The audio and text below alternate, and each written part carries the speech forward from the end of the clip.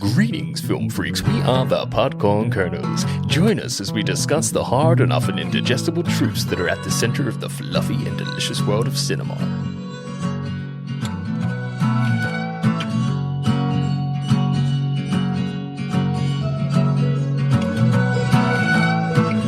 What's poppin', people? Welcome to the Podcorn Kernels podcast.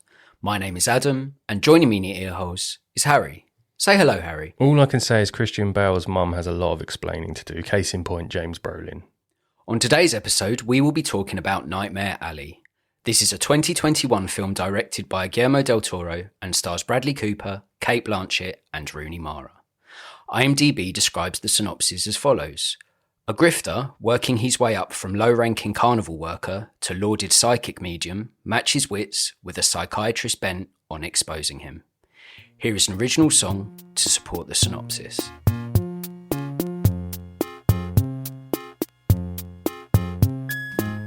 There's a freak over there. Pickle baby. Can you see it? Are you scared? Hairy ladies.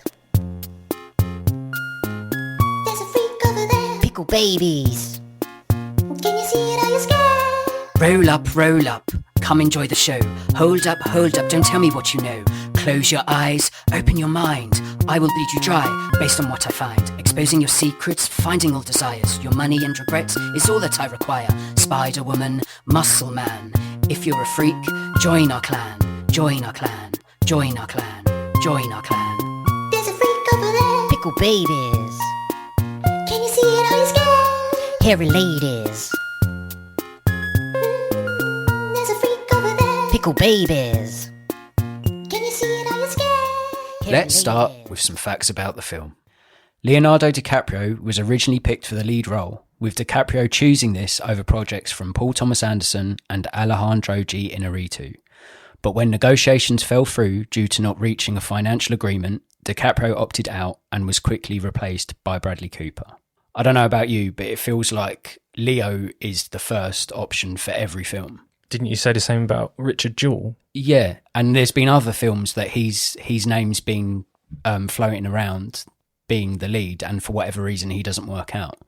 Would you have liked to see Leo in the lead in this one? I don't think it would have made much difference. I mean, it's hard. Hindsight's hard. Yeah, I mean, if they said it's all been remade and he's in it, I'd watch it just to see the contrast. Of course, yeah. The character, I don't think the character was intoxicating, or I don't think it warranted a huge name, to be honest. Yeah, well, even Bradley Cooper's got a big name, but yeah, his character in this certainly isn't groundbreaking. It's not a performance or an actor that I'm looking at thinking, oh, if they had someone more established like Leo in the lead, it would improve the film. I would watch Leonardo DiCaprio in any film, and I also happen to really like Bradley Cooper as an actor as well. But this character doesn't necessarily, it wouldn't be improved with anyone else in it because it's quite formulaic, isn't it? It's quite an interesting character, I think, but nothing that was really sort of... No surprises. Not really, no. I think what you see is what you get in that film. Yeah. I was potentially looking for underlying, twists and turns, but actually, like you said, it's very... What you see is what you get. Yeah.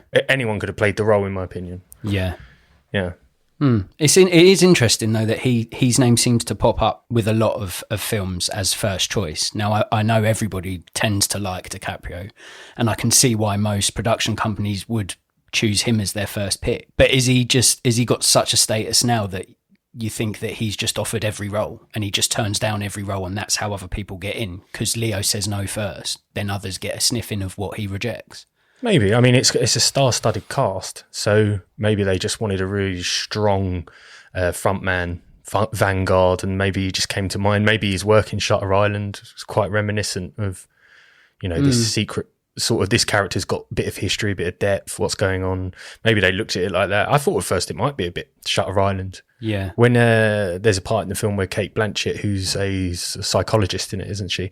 She starts to apply the same mentalist sort of techniques that Bradley Cooper's character is using. And then I thought, oh God, is it all been in his mind? And she's been a psych trying to get that out of him. I thought, what, Shutter Island? Yeah. I just totally misread the scene. It was nothing close to being that. I'd be fascinated to see what the projects that he turned down this for. So Paul Thomas Anderson and Alejandro G. Inarritu are both huge directors. Is that Gravity, Inarritu? He did Birdman. Birdman. And The Revenant. Oh, right, Who did Gravity? Alfonso Cuarón. Oh, did okay. Gravity. Yeah. So they are both huge filmmakers. I'd love to see what he rejected to make this, to then not go and make this one anyway. That's the most. I think you could do a documentary on roles that people turned down or were going to get, like Tom Selleck to be Indiana Jones, and stuff. It'd be so interesting to see. Like, I mean, I think they mentioned once that Nick Cage was going to be Superman with a mullet. Yeah, I still think that was a joke, and that there was no seriousness in it. But apparently, deadly serious. How can Nick Cage be Superman? He had the photo shoots and did some pre-production filming, I think, of that. And apparently, Will Smith was going to be Neo, which would have been interesting. Matrix. Yeah. Really? Yeah, that's quite well known. He was going to, and he turned it down to do Wild Wild West. What an idiot! Yeah. Do you remember Wild Wild West? It's shite. Yeah, I don't remember anything about it. Second fact, despite being the first person in the film and in nearly every scene, Bradley Cooper doesn't speak his first word until 11 minutes and 19 seconds into the film. I clocked that. I wrote that down. Did you? Yeah. I personally think it could have been even more impactful if he went even longer. Yeah. Because then there would be everyone that he encounters, the intrigue would build and be like, what is this guy? Because he starts off at the film, he's a man who we know very little about. We see the opening scene, he's sets fire to a home and then walks out. Then he gets on a bus, falls asleep and arrives at this carnival. And from that, we know he's trying to escape something. He's trying to start afresh, start a new life. If they prolonged the time he spoke, I think everyone that he meets would find him so more endearing. And then if when he was learning the ropes and trying to understand the people that he's encountering and stuff like that, if they made that slowly build even more, I think that could have made for a more interesting I would have liked character. it. Yeah, I think that would have been a really gripping artistic choice. And if he did speak, not very much. Yeah. You're right. He doesn't say anything. It's all about his look and his composure. And then for him to, when he does finally start talking, it's you're aware of it. Yeah. It's like, he shouldn't just started talking. So I pressed pause and looked, it's like 11 minutes something. You're right. I think that would have really added to the story. And maybe he's not talking because of what's come before the film. Yeah. So obviously that he's burning a body in a house. But his character's someone who turns up to this environment he doesn't know, and he's just trying to learn what they're all doing. And from the film synopsis, he's a grifter, like a con man, like he's up for making a quick buck at other people's expenses. If they'd taken even longer, and the first time he spoke was the first time he tried to pull a con on someone, and everyone could see like what a natural talent he is as being a con man, I think that would have certainly made the audience feel more towards that character. Because when we said Leo could be playing the lead role, there's not necessarily a lot to do with the character. Even though it's all based on him and his experiences, he's quite vanilla, quite black and white in what he sets out to do.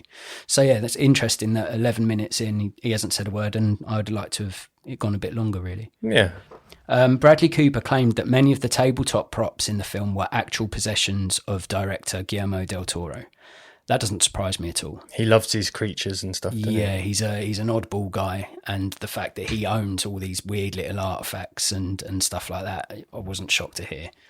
I think that runs throughout his films, isn't it? The odd and the weird and the little eccentric, and all those oddities certainly build up his identity as a director. Hellboy and Pan's Labyrinth. Yeah. He loves it. Saying that, do you remember any of the artifacts that were on the table that were his? Talking about the babies in formaldehyde. I'm not sure exactly. If he keeps them in his house, he has issues. Yeah, but you look at his body of work and you'd see, if you walked into his gaff and you saw a pickled baby, you'd be like, well, of course you have that. You're into your monsters and strange things. But it says here on the tabletop prop, so I'm assuming it might have been the tarot cards and the old school watches and all of that sort of, all of that. It's cool. Yeah. I mean, he put a little bit of himself in the shot. I suppose it's better than when Peter Jackson putting himself as an extra in most of his Lord of the Rings films. It's cooler that there was just something that belonged to him in the shot, because that's a nice Easter egg. You wouldn't know if he hadn't said it, though. Yeah. Would you? So it's cool. Jackson was in Lord of the Rings films. Yeah, he put himself in all three of them as an extra. So is it obvious once you know? Yeah. I mean, in Fellowship of the Ring, he's just a gruff guy working in Bree. When they enter Bree and it's raining, he just goes, looks at them. Yeah, he just put himself in as an extra. I think that was the glory days of filmmaking, though. Yeah. Like non-stop filming for 2 years, doing 3 films in New Zealand. Wow. It'd be amazing, wouldn't it? The only reason it's relevant to talk about it is because he put Guillermo Del Toro to do the Hobbit trilogy, to direct it. But then it fell apart, didn't it? And he ended up just producing it. Oh, really? Yeah, because I was looking forward to the Hobbit when I knew Guillermo Del Toro was going to do the Hobbit. I would 100 watch a Del Toro. He would have film. He would have done the monsters and creatures justice. Yeah, the mythical side of it, the elements of adventure and fantasy, I thought would have been really good. But they disagreed on something. Something weren't working, that's why Jackson ended up just doing it in the end. But yeah, wait, Jackson did the Hobbit. Yeah, he ended up directing it. Yeah. Oh, I didn't know that. You're teaching me all sorts today. What did you like about the film? It's visually striking. Yeah, you can't like the lighting and the backdrop like that. There's a scene at the start when he sets fire to the house and he's walking down the hill. You've got the sun disappearing off to the right, the darkness coming in from the left. The house is on fire. It's beautifully lit. But what really blew me away, and it's very reminiscent of Guillermo del Toro the way he does his films, is there's this bit where Bradley Cooper's getting off the bus. And it's like the law of third. So on the left-hand side of the screen, you've got the bus and him walking off the bus, getting down the steps. And off to the right, you've got these amazing red neon lights saying cafe. And off in the background, you're seeing lightning strikes and thunder like rolling in. It's striking. And it blew me away, that bit. And then when he turns up to the carnival as well, there's all these extremely vibrant red neons. Really rich colours. I mean, when they break down a huge tent at the start of this film, it looks amazing. There's rain hitting the tent. There's all these guys with these trilbies on and dark faces. It looks like a comic book. Yeah. It looks beautiful. Really pretty. And I think that's one of the biggest things I took from it. Just that's where I think he is a master. Yeah. Weird choice, though. I mean, it's a remake from 1947 film. And that film was panned. Really? The 1947 one, yeah, it wasn't revered. It wasn't overly. People didn't obsess about it. I don't think it was revolutionary either. So it's an odd film, really. I don't understand why you want to go and remake a 1947 film. I think that's probably where I don't agree with maybe the project itself. Yeah, I feel like I like it when he does his original stuff of what I believe to be original, like Pan's Labyrinth. I don't know if that is just an amalgamation of fairy tales or whether it was a story before or the fact it was a remake. It feels to me like it was a passion project of his, because if he used props from his own collection in the film and they were right at home in that environment, in that setting, it feels like it's an interest of his that he wanted to explore further. And if he loved the source material, it makes sense to me that he would make his own version of this. Yeah, or he wanted to better it, maybe. Yeah. I mean, the film is striking, and you painted a beautiful picture for those that haven't seen it. The opening in particular is really beautiful, very well thought out. Do you think the aesthetic of it or the cinematography of it and how it looked, do you think it lessens as the film goes on? Or do you think the first scene was so striking that the rest of it was hard to match? I think visually it lessens only because a third of the way through the movie they leave the carnival setting, don't they? Yeah. And they go to a cold East Coast snowy city, and it's very minimalism. It's during like the Art Deco times. Every carnival scene, I don't know if you like observed it, but there was so much depth to a shot. Yeah. So in the foreground you'd have Rooney Mara and Bradley Cooper doing their scene, but you'd look 20 yards beyond that. There's carnival stuff going on 20 yards beyond that. And then maybe a little bit of CGI starts to creep in from the back. Yeah. So it's such a layered shot. And I wanted the whole thing to be set in the carnival because essentially that's what it was selling me. And I love carnival setting. American Horror Story Freak Show. Yeah. Season 3, I think, from the anthology series. It's such a playground for drama. Just like the Bronx is for a gangster film. Carnival, I mean, it allows you not only to like dip into another part of the acting world that don't get that many roles, say people with real disabilities. If you watch Freak Show, the American Horror Story one, they've got real life people with either deformities or disabilities in it, and their acting is better than you're an everyday actor. Really cool. I was really sad when it left the carnival scene because to me it did lost a lot of its beauty. Yeah. One thing I really liked about what Guillermo del Toro did, so in the carnival, when it's in like the Midwest, the plains of America, he uses these red neons which reflect off puddles and stuff. Later on in the film, he's in the city and he uses a blue neon to reflect against snow. So you see this contrast between blue and red and stuff. So it was pretty, but you can't replace the opening 30 minutes for the way it looked. If he could have kept that up throughout that whole film, it would have been visually, it's amazing. I think when the film shifts focus from that carnival environment to the focus on being on Bradley Cooper's character, Stanton Carlyle, that's what's front and centre, is his story, his plight, his evolution as a mentalist and what he goes through. So I think it's only natural that the aesthetics of it is sort of toned down when the story focuses more on the character rather than the surroundings. Yeah, because you have to see him progress. Yeah. And take his grifting to another level, and that's with the rich and famous in a big built-up city, isn't it? Yeah. Not in some dust bowl. That's right, yeah. What else did you like about the film? Great ensemble cast. Yeah. Huge. Holt McCallany, David Strahan, Defoe, Clifton Collins Jr., who I really like. Yeah. Perlman, Collette, Rooney Mara, Blanchett, and of course Richard Jenkins. Yeah. It's huge. Massive cast. And they're all brilliant. Yeah. I'm a fact. The only actor in there that I'm never really sure of is Ron Perlman. But everyone else of that cast, I think, are excellent actors. Ron Perlman looks like he has bad breath. Yeah, he looks like the fully evolved Pokemon version of Will Ferrell. Yeah. I feel that they could be siblings in. Yeah. I wouldn't mind seeing Will Ferrell in a film like this. But do you think, with such a big cast, do you think some of them are wasted? Because, like, Toni Collette is one of the best, and she has a very small role. She does. And David Strathern, yeah, he's in it as well. Excellent. Very that is a small hard role. name, isn't it? I've always struggled with that. Yeah, is it Strathern? Well, I've loved him since Memphis Belle. Yeah. Since I was a kid. I've always really enjoyed his acting voice, like Good Night and Good Luck. It's brilliant. But I don't know if it's Strathern. Well, it's spelt Strathern. I don't know. Strathern. I'm sure he doesn't mind. Yeah. He knows who we're talking about him. And Yeah, I'm I've sure always that- struggled with the name though. Yeah, I always it's hesitate when I difficult. go to say it. You know, David Strathern. He's Yeah. great, man. Some films you can get away with these huge star-studded casts. Like I think war films are a great example of huge casts. Yeah. So Thin Red Line, Saving Bridge Too Private Far, Ryan. Saving Private Ryan. Well, Saving Private Ryan's got one superstar in it. Two. Matt Damon, but this is like one of his earlier roles. Tom And Tom Hanks. Hanks is huge. But when you look at like Bridge Too Far or Thin Red Line, you've got like 8, 9 superstar actors in them. And because I think they're war films, it's easier to swallow that pill that there's different levels of rank, there's different exposure to combat. Yeah. So you can see your Adrian Brody in Thin Red Line next to a Woody Harrelson, next to a George Clooney, next to a Caviezel. It's like, it works. Yeah. But I find in films like this, it can be, you almost feel bad, like they're not getting the right exposure. Like I would have liked to have seen a lot more of David Strahan, Yeah.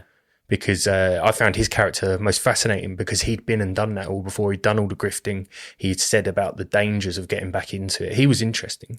Yeah. If that film was a very simple storyline of Bradley Cooper learning the ropes from David Strathern, then that would have been an interesting film in itself. And the peril could have been when the sort of student tries to become the master and thinks he's better, and there could be the conflict there. But with such a big cast, I think it does a good job of not neglecting any of them, because they're all fairly memorable in their roles. They all do their roles well. So I would consider that a strong point of the film, certainly. There was only two that I disagreed the use with, and that was Holt McCallany, who's Bill Tench from Mindhunter. It didn't do him justice playing just a bodyguard in this. It was a very small role, just to have his head caved in. Yeah. Spoiler, his head gets caved in. Yeah. But the worst one for me is Clifton Collins Jr., who's the bad guy protagonist in Cold Blood with Philip Seymour Hoffman. He's an excellent actor. Oh, he's brilliant, yeah. And he's one of the best supporting character actors. Really gritty. Like I think he's brilliant. But in this film, he twangs a guitar 2 or 3 times. He has one line. You're like, really? I think when the director's at the peak of his powers, like Guillermo Del Toro is, I think that supporting casts and supporting actors are more than happy to be involved in any project of theirs, whatever the capacity. So because he's such a big name, it can go on their credits that they were in this film. And I believe the film was nominated for some Oscars. It was highly regarded by critics, more so than the general audience. So I think when a name is synonymous with success and they've got that big reputation, I think they're more than happy to take those smaller roles. I know Paul Walker begged for a role in Flags of Our Fathers, the Clint Eastwood movie. Did he get it? He did, but he literally said he'd take the tiniest role because he just wanted to be in the film. Oh. And Clint Eastwood was even at one point, he was just like, there's just not a room for you in this film, because he was looking at Paul Walker like, you're head of a huge franchise. Yeah. And but he got it anyway, and he plays a tiny part in Flags of Our Fathers, just one of the lads who pulls the flag up. Really? But it's just how much he wanted to be in the film. I kind of respect that. That's cool, If an actor looks past their past achievements and their ego and just wants to be in a film because of the love of a director or their work that they've done before, I think that's quite nice. Yeah. Yeah. It's like Daniel Craig was a stormtrooper in the Star Wars film, wasn't he? You want to do this right now? No. Sure? Yeah. Fuck But that. that's if you think it's nice for Paul Walker to do one bit of flag bearing in a Clint Eastwood film, why can't But he had Daniel a face. Craig- You could see him. but that extinguishes it immediately. No, all Yeah, we he's got a argued about- recognisable- All we argued about was that you said, Careful. yeah, but you said, do you think it's cool that Daniel Craig like asked for a role to like put on a stormtrooper outfit? And did he have 007 on the back? I don't know. Because they have numbers on the back, don't they? And I said, I think that's cool. yeah, but I said, well, with his like privilege and the fact that he's quite successful, I think he should have foregone that and offered it to a young kid who's got nothing and let him get in that suit. Yeah, but so we are doing this. Apparently, we are gonna. So for context, we've had this conversation / disagreement / argument / debate for a while, and I sit firmly on the side of I think it's quite sweet that Daniel Craig wanted to be involved in a Star Wars film, not necessarily take the limelight with a speaking role or play a really meaty character with loads to do. He just wanted to be in the background as a stormtrooper. Whereas Harry thinks it's almost arrogant that he thinks he can just sort of wade in and be like, I'm James Bond, let me put on a stormtrooper. No, you outfit. said to me, would I do it? And I said I wouldn't. No, I wouldn't be like, put me in a suit and put me in that film because I'm James Bond. It's always been a dream of mine to be on the set of a Star Wars movie. So you're an actor. Yeah, you're a well-established actor. I've already made it. They love you. Yeah. Uncle Quentin is making a new film and you want a role in his film. And he's like, oh no, there's not really a role for you. And you're like, well, can I be? I see that there's a ragtag group of like alcoholics outside one of the buildings. Can I be one of them? You won't even know it's me. You can put a huge beard and a huge hat on. That's not the argument. The argument was you said, yes, I would. And I said, no, I wouldn't. I said, if I'd already made it and I was as famous as James Bond, I wouldn't beg, request or ask to be in a stormtrooper outfit and be on the set of Star Wars. But I've already made it. My argument back to you is I think that you're wrong in what your opinion is of this. I think that you would. Yeah, but I also said I'd sleep with Ian McKellen to get a role. And you disagreed with that. Okay. We'll leave it there then, and maybe we'll have a dedicated episode of the year-long arguments we've had about films throughout our friendship. What else did you like about the film? That's all I got. Okay, my favourite thing about the film was the mentalist mentality. So I'm fascinated by everything to do with that world of illusions and trickery. So I love the journey of like mind manipulation in this one. The film does a great job in showing how the people that want to believe are the easiest to trick and target.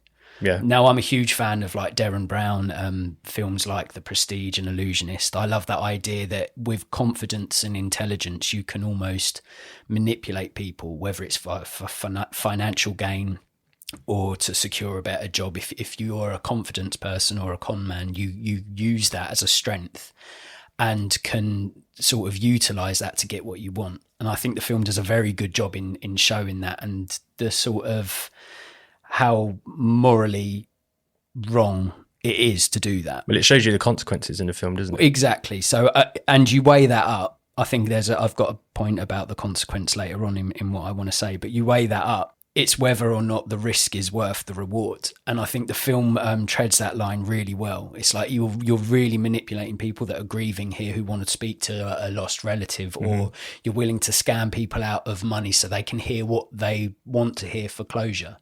And I think it's a really interesting perspective. The film questions its audience, like, is it acceptable if no one's getting hurt? And on one hand, you can look at it and be like, well, if the people are hearing what they want to hear, they're paying for a service and they're benefiting from it. But on the other side, if it's all bullshit and it's all lies, it can be really damaging. So I like that, that insight into that world. Personally, for me, it really worked. I also liked it was the psychologist versus performer aspect of the film. So Blanchett's character. Yeah, Kate Blanchett and Bradley Cooper go toe to toe in this one, and both are guilty of using their intelligence to exploit. I found it really interesting how one is regarded as an important member of society while the other one is villainized. Both are feeding on people's insecurities and making a profit from it. He says, look, you're in the same racket as me, essentially, Well, doesn't he? They are. They, you know, people are looking for help and looking for reassurance, and they're willing to give it to them for a price. So that, and based on my first like with the mentalist aspect of it, I think all of that as a package, it just really works. The explorations it takes, and it just worked for me. It's cool. It's like it's Act 2, essentially, is it, with Kate Blanchett and the moving away from the carnival. I had a question to ask. So, you know, obviously, you think these two are having a love affair. You think she's helping him con rich guys by pretending to talk to the dead. When she turns on him in the film, shoots him, blows his ear off, and literally turns, she essentially becomes the Dark Galadriel from Lord of the Rings. Why is she only doing that? Because it's personal, isn't it? It's because he called her out at a seance and hit her and said, your mother, you have regrets, and her head dropped. She's literally just doing it to do that, get revenge. So yeah, for context, when Bradley Cooper's character, Stanton Carlisle's established as a mentalist, he goes to do these bigger circuits. He says to the audience that he can like read their minds or speak to dead people. And he does this based on the support from his girlfriend. Rooney Mara. Yeah, Molly Cahill, played by Rooney Mara. And Kate Blanchett's there basically to belittle him, to say you're talking shit. And what Bradley Cooper does, his deduction, he manages to establish what Kate Blanchett has in her bag. So she's trying to say to everyone, look, he's a fraud. But he manages to belittle her and get it right. So her back's up because of that. So then the rest of the film is her showing that she's a superior intelligence and she's doing exactly to him what he's doing to everyone else. She's playing the long game, She's playing the long game, manipulating him, getting him onto the alcohol, like acting like they were having this really heartfelt affair when all the time she's just playing him at his own game. He's taste of his own medicine. He sniffed her tummy scar. He did sniff her tummy scar. Was it a chest? It was a chest tummy scar, and chest tummy scar. Chest tummy scar. And here comes my second question. Oh, there's more. Is it implied in the film that Richard Jenkins' character, the big crazy rich guy, did he cut her up? I don't know, because she sort of talks about don't mess with this man, regret and stuff. He's violent, he's dangerous. Then she reveals this scar that sort of puts a C around her breast, and I was just like, did he do it? Maybe I saw it as maybe a clever metaphor. That for a character who's so cold and heartless, she's had a heart operation, which suggests that she's obviously got a heart. Oh, that's cool. Yeah, I saw it as that metaphor. That's how I saw it personally. But it would make complete sense that Richard Jenkins' character, Ezra Grindle, in the film, basically reveals he's a female serial killer. Yeah. Well, he kills women. He's not a female. Yeah. But trying to find answers to because he forced a miscarriage of his girlfriend at the time. And he reveals through trying to hire Stanton Carlisle, played by Bradley Cooper, through hiring him to be able to speak to the dead, that Bradley Cooper's character realises that he's a bad man that's done bad things to women. So it'd make perfect sense that Kate Blanchett was an almost victim to that. Yeah, I could see that. Maybe, yeah. I could have read it wrong. I just got that impression. The final thing I liked about it was the villain to victim narrative. I found Stanton Carlisle's arc really intriguing. Bradley Cooper's character sets out for a fresh start, and he goes from being an enthusiastic outsider to someone who uses what he's learnt from the kindness of strangers to gain money and stardom. Then greed takes over and he ends up suffering as a result. So those 3 points that I liked about the film, they all sort of blend into one another to make, for me, a really interesting concept. And I really liked the blurred lines between right and wrong, between greed and corruption, and how it all comes sort of full circle. And he ends up, becoming a victim. A geek. Yeah, pretty much. That was questionable, isn't it? Oh, so in the film, Willem Dafoe's character, who's one of the carnies, he has a process and a little monologue about how he gets a geek. And in the film, a geek essentially is someone who's so down on their luck, has an addiction or something. And it breaks them down to a point where they're so craving alcohol or opium that they'll eat a live chicken. Yeah. and he calls him a geek, but they're essentially caged. They're essentially slaves. How the hell is that not been found out by the police or the sheriffs? Well, why has no one walked away from that and gone, police, I think someone's being abused? I think the film sort of takes some sort of artistic license in that sense, and the folks of the carnival world and that community are so shut off that for the most part I think they're left to it.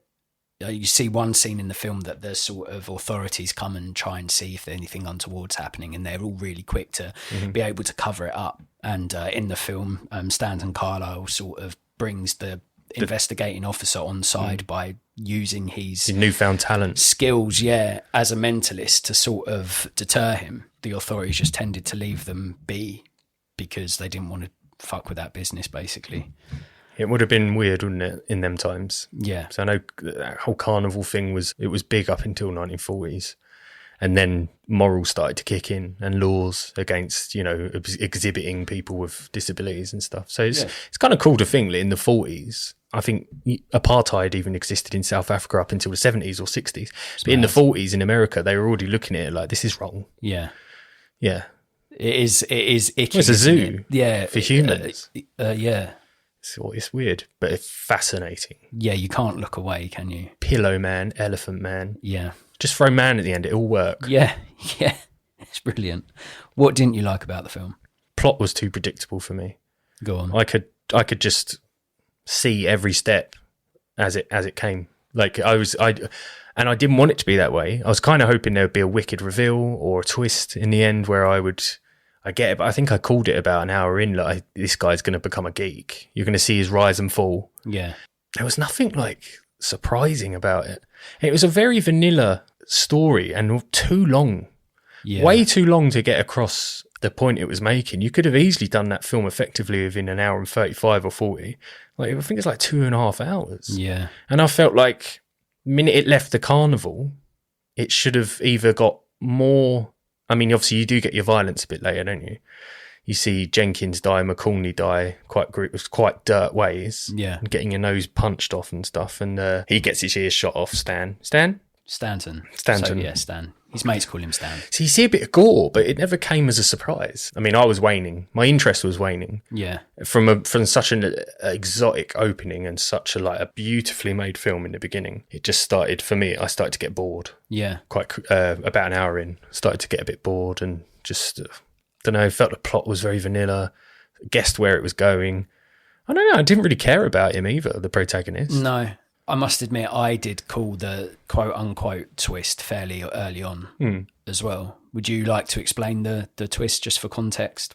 So early on in the film, there's a bit of foreshadowing. So Willem Dafoe's character, whilst explaining to Bradley Cooper the ropes of carnies, and small hands smell like cabbage, he explains how do you break in a geek, and Willem Dafoe just tells him about it. And he says, essentially what I do is I grab a drifter or someone who's down on their luck and I say, I might have some work for you, but it's only temporary. And gives this little monologue. And essentially, you see Bradley Cooper's rise and fall through greed. He ends up doing his tricks and stuff in high society. And he's earning enough. I mean, he's living in a lush room. He's earning enough. Don't know why he feels the need. His character's that greedy to the point where he needs to chase down billionaire socialites. Because it's never enough. I think that's the point of the story. It's never enough until he has regret. Yeah. Which comes very quickly as soon as everyone in the film's telling him, everyone, don't do this. Even Colette comes back on the scene a couple of years after he's left the carnival. Don't do it. Everyone's telling him. So it's like, well, the film's clearly going to do it. He's going to do it. And anyway, you see his downfall. He never touches alcohol, but Cate Blanchett, using the manipulation that you were talking about, gives him the one poison that he's avoided all his life because of his dad.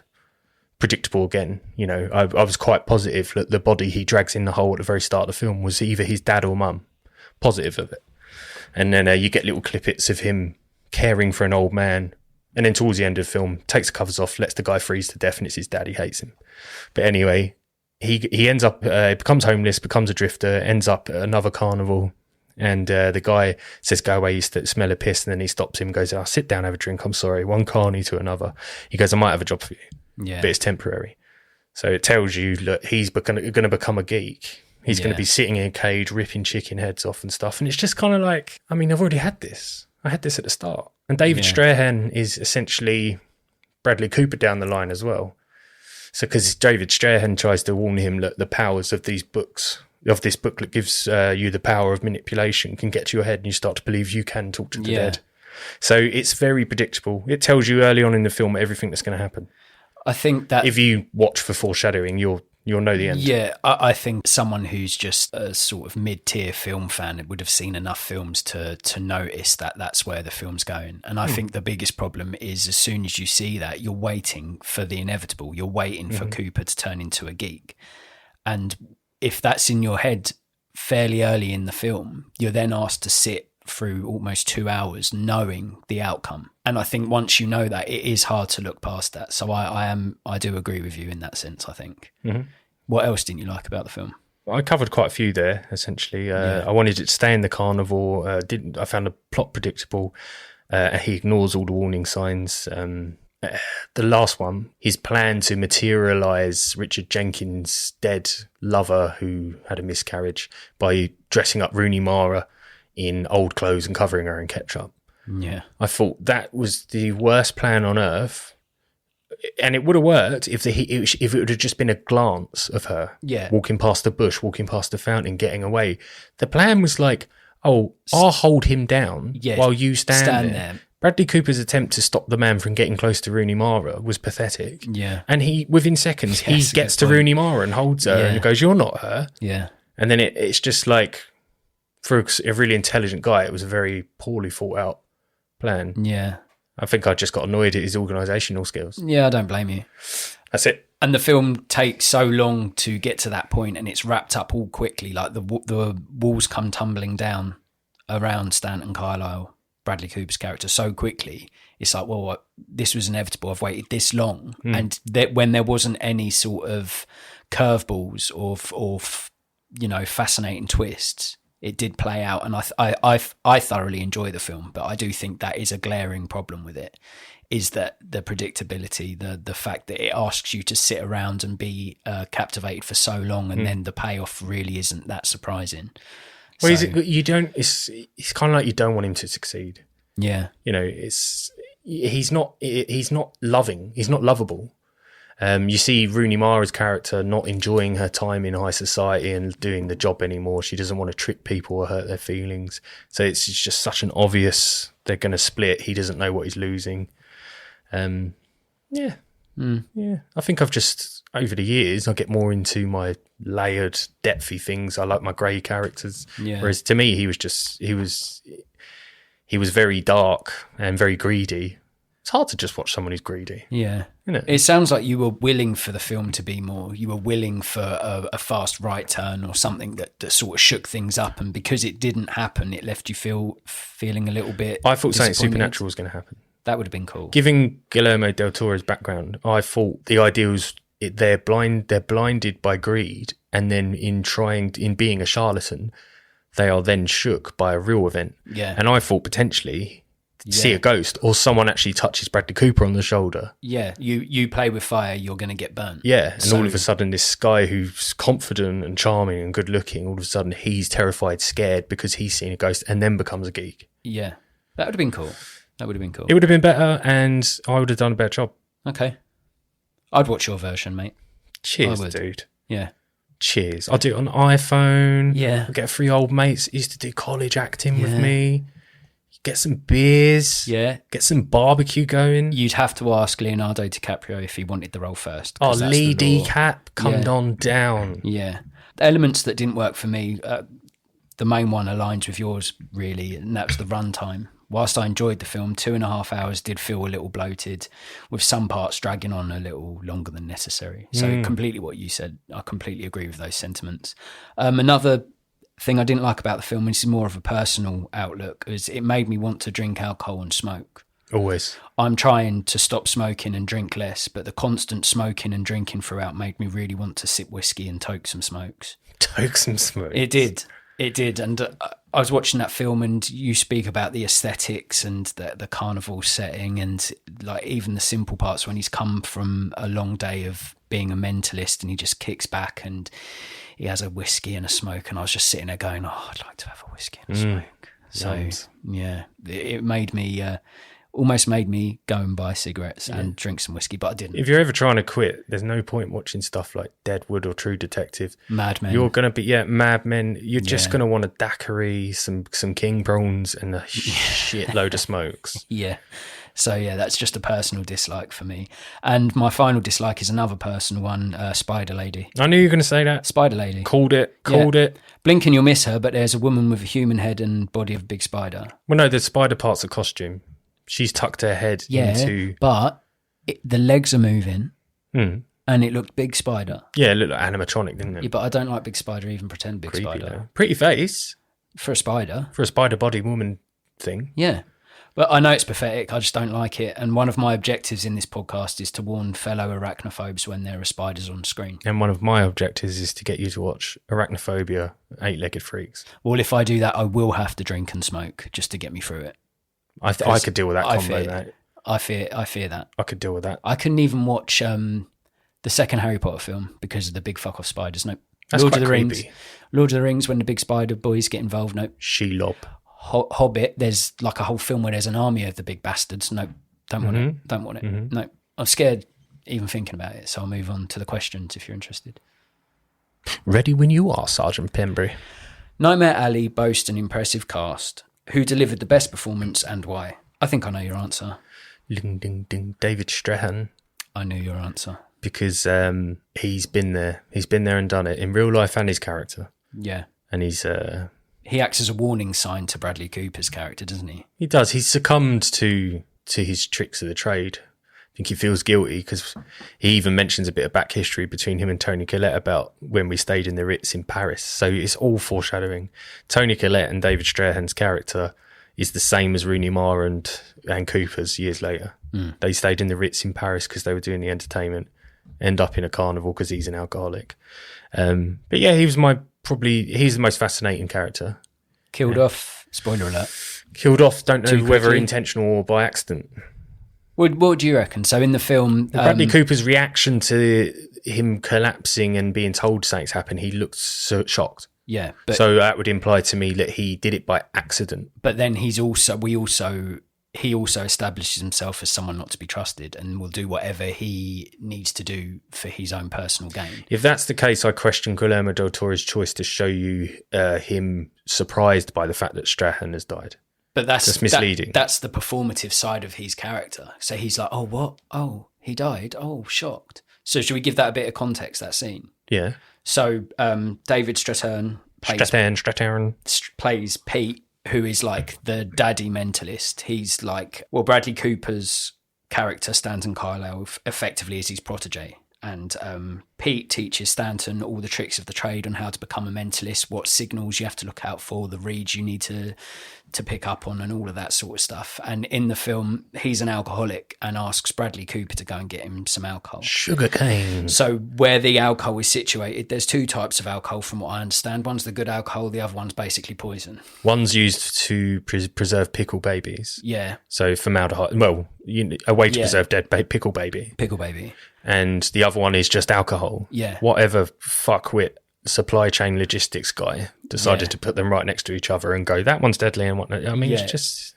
Why take the chance? Yeah. And so what we're debating is whether or not Stanton Carlyle chose the poisoned alcohol. To supplant Strahan, steal his book. Yeah. I think he did, because he's a shifty guy and that's a shifty guy move. I think it's an accident because his reaction and the speed into which he ran to the scene of the crime told me that it was an accident. Maybe it was subconsciously deliberate. Then Guillermo del Toro shouldn't have shown us his reaction. He should, when everyone else is running over to Strahan, Cooper should have stayed sitting down because he knew exactly what he was going to see when he got there. Well, I look forward to your version to see how you handle that part of the film. So simps, man. The film is an intriguing exploration into there being consequences to our actions. Do you believe that what goes around comes around, or do you see the concept of karma as mere coincidence that just helps us justify things? Hogwash. Karma, no. There is no karma. There is no what comes around goes around. Karma, no to you. Bad people can get away with bad shit all their life and die a happy death. And it can happen another way. Bad people can get their comeuppance. Okay. There is no rule. I was just interested to see your thoughts on karma. I do not believe in it. I know. I tell you what I do believe in, though. Instant karma's gonna get you. The song, I like the song. Oh, okay, but John Lennon. not the concept. Because we all fall down. Do you like the Karma song? I love the song. What about Karma, Chameleon? I like there's a stripped down version that a Boy George a tribute act do. It's a stripped down version. It's really cool. So Karma in theory, no. Karma in song, yes, please. Karma Chameleon in song, yes. Karma in theory, no. Karma, instant karma, yes song. But instant karma, no in real life. Yeah. Okay, good. Final question. Do you think people's obsession with reality television is just an extension of humanity's curiosity to watch others that differ from them, and the modern day fascination with celebrity is just an evolution of when society would pay to go to see extraordinary individuals in the name of entertainment? Have you found a correlation between Big Brother and freak shows? Well, yeah, kind of.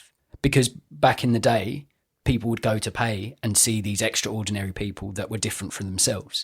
And as we've evolved, we now watch sexy singles slutting it up on Love Island. Mm-hmm. Or before Jeremy Kyle got cancelled, we'd go and see... They're the real freaks. We'd watch. For me, they're the real freaks. So that's my question. Do you think that this is... So you could even argue it started in the gladiatorial arena where you just watch people fight for your entertainment. But that was prowess, wasn't it? That was their talent. But then it's evolved. So my question stripped back is, do you think this was the founding fathers of reality television? Basically. Yeah, there's a type of ghoulishness to it, isn't there? Like the observing it for your own kicks or for how different someone can be from you. But no, the problem with the likes of Love Island and stuff is it's shite. It's awful, but it's observing their physique, their breasts, their six packs, their tan. Like, you can't be pale and go into Love Island. No, because it's or intelligent. Apparently, them, the two brain cell gym freaks and the them birds. They're it's like watching animals. But that's the point. So no, but they don't. Yeah, but they're not physically stunted, are they? They're mentally stunted. Hence why there's a lot of suicides with big claim with reality shows and stuff, because there's this weird benchmark that's been set about being like perfect, keeping your pecs and stuff, and being that it's okay to come across as a thick piece of shit, but as long as you look good, yeah, that's all they've got.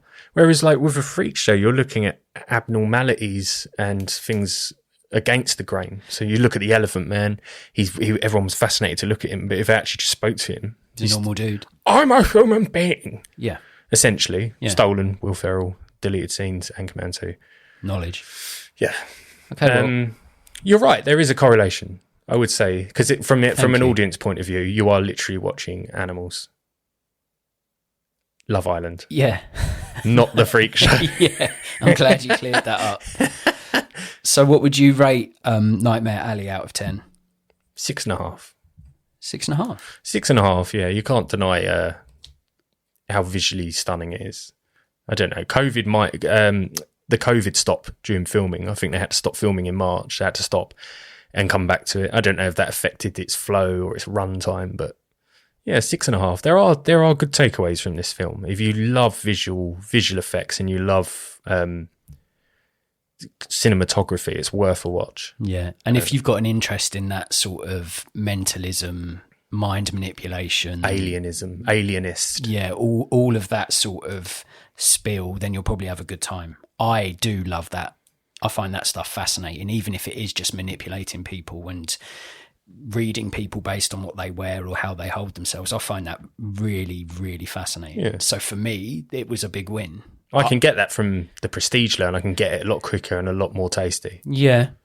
I don't need as much seasoning. I felt like I needed to bring my own salt and pepper shaker along to watch this film. See, when the food in question is this sort of food, I can have it seasoned, unseasoned, in gluten-free bread or on its own. Like, you're already losing though, aren't you, with gluten-free bread? Yeah. You're essentially going in knowing full well this film could taste better.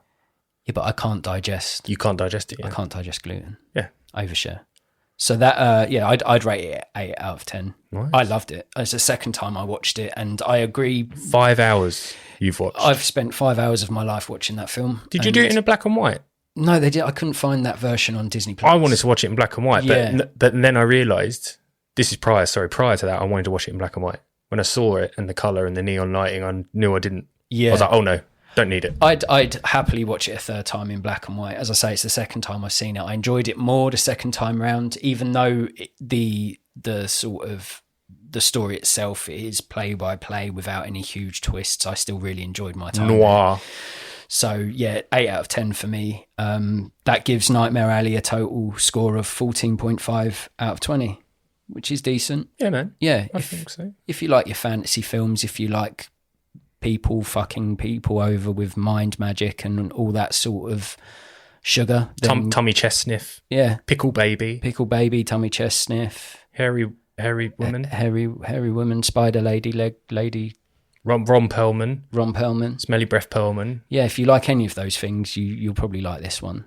Consider watching Nightmare Alley if you enjoyed The Prestige, The Illusionist, and The Shape of Water. Should we play a game? Si, senor. The game in question is What the Plot, where the rules are simple and the results quite the opposite. Harry will conceive an original idea from his big and beautiful brain and give birth to a plot. It is then down to me to nurture this thought by providing a film title, genre, cast, and anything else I can think of to raise this brainchild into a fully functioning film concept. Over to you, Harry. I want to go a little bit against the grain today. I want it to be based on a true story, this one. Because I was reading a little news article last night about a interesting moment in history. 1972. Okay. JAT Yugoslav Airlines Flight 367. Hold up. Say that again. No, you don't need to write it down. Oh, okay. JAT continue. JAT Yugoslav Airline Flight 367. Okay. So it's a Yugoslavian airline 367. It blows up midair. It's a true story. Happened in 1972, 26 January. 46 minutes into its flight after takeoff, it blew up in midair. A woman on that plane called Vesna Vulovic, okay, she lived. She fell 33,000 feet. No. And lived. No. Yeah, she got pinned down by a food cart in the back of the fuselage. She holds the Guinness World Record for the longest free fall without a parachute. And she survived this crash. And I was thinking, for a film, that's the opening. You know, and even more, it's all there. Everything you need for a film is already in this true story. She weren't supposed to be on the plane. She was a stewardess. And she had a similar last name to another stewardess. So she got tasked to this plane. She wasn't even supposed to be on it. Which is so insane when you think about it. When people talk about miracles and God and stuff. Or karma. Or instant karma chameleons. And she lived. So I thought, well, if the opening 20 minutes of the film, kind of like Flight, is the shock, the tragedy.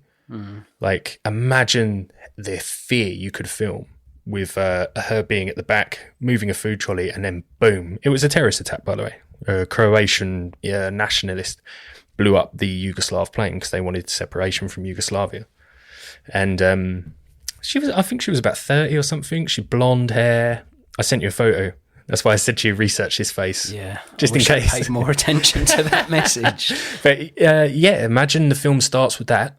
The explosion, the fear, the terror. How did she survive? She was pinned to a cart, so she was kept with the plane, whereas everyone else tends to bounce around and obviously die on impact, die from exposure.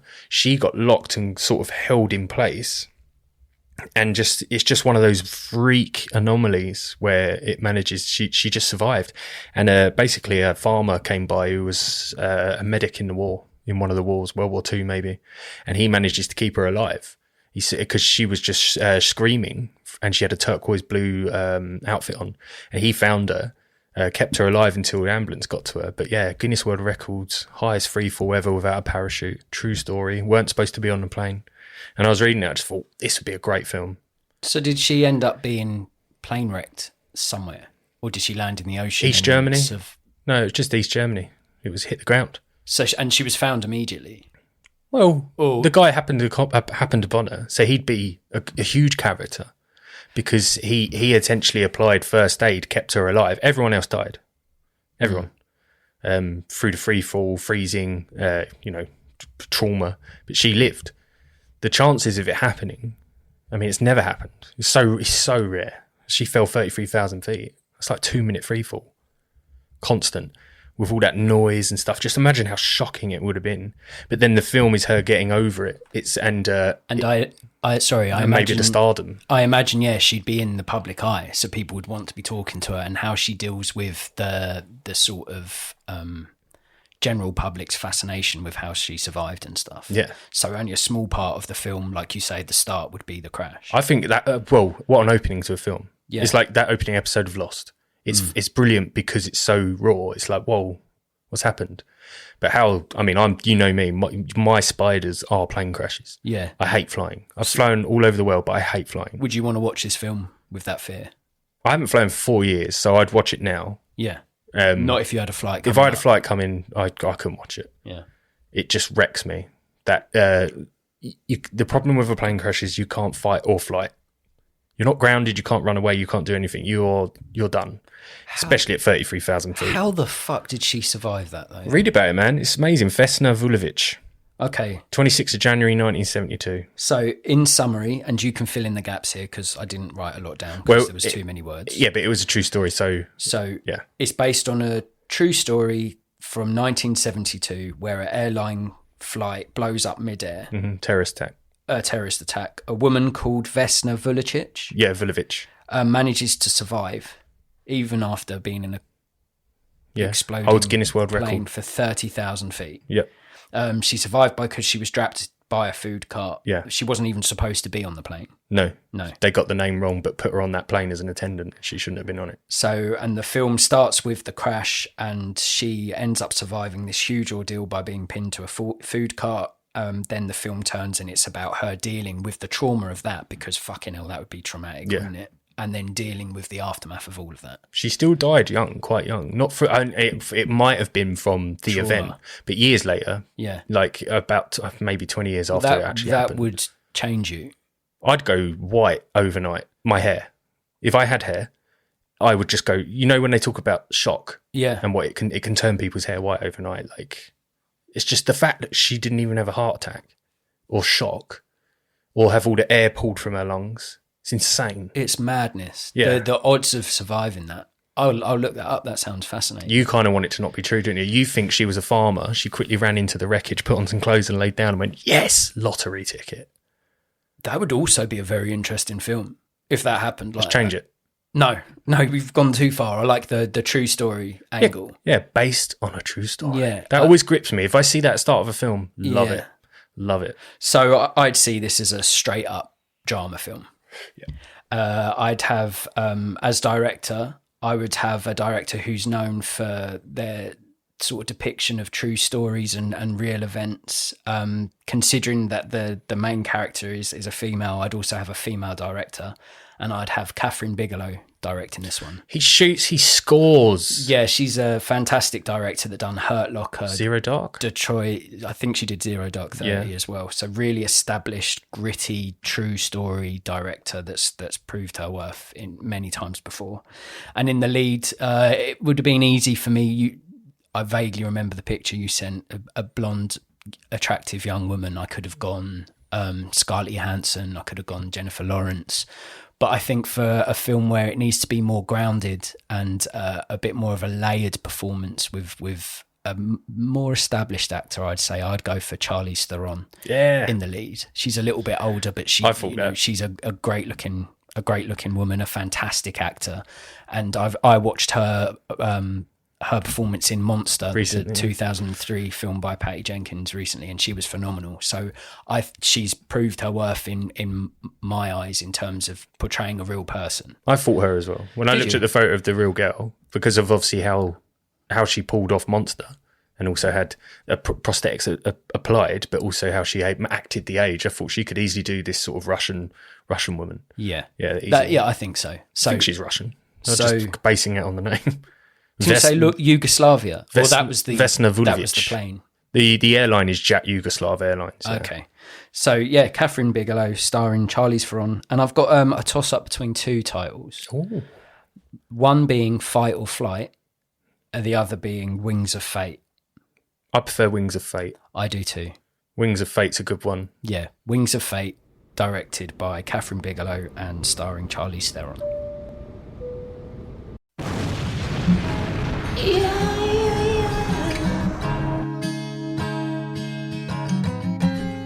from Oscar-winning director Catherine Bigelow.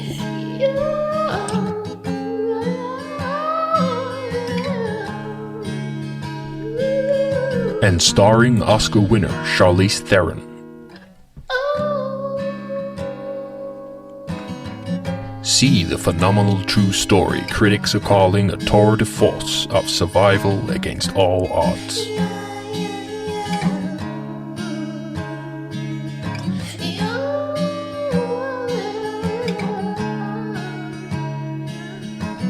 Wings of Fate, coming soon.